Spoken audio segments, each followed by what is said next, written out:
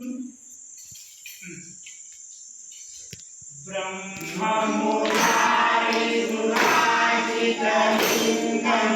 निर्मलभासितशोभितलिङ्गं तन्मयदुःखविनाशकलिङ्गं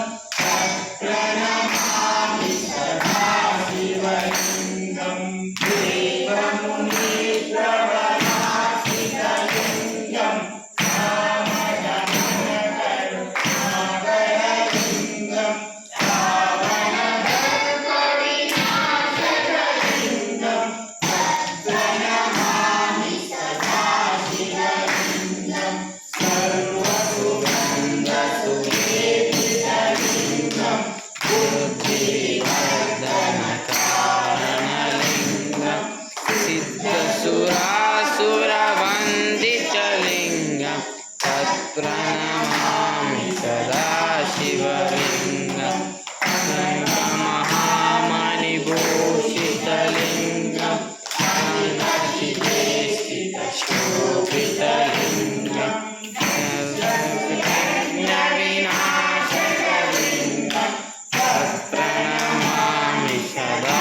शिवलिङ्गं कुङ्कुमचन्दनशोभितलिङ्गं पङ्कजमानसुशोभितलिङ्गं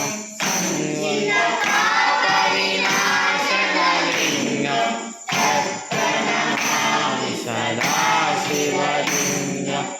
शिवमुनिर्चितसेवितलिङ्गं भावैभक्तविनायकलिङ्गं दिनकरकोटिप्रभाकरलिङ्गं तत्प्रणमामि सदा शिवलिङ्गं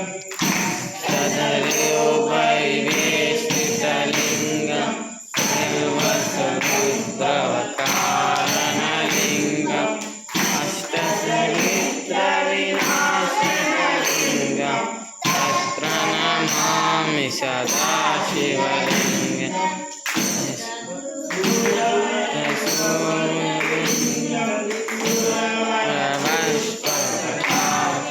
लिङ्गं परमपदं परमात्मकलिङ्गं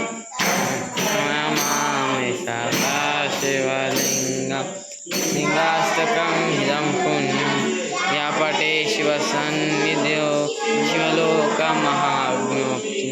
येन सह मोदते ॐ नमः शिवाय।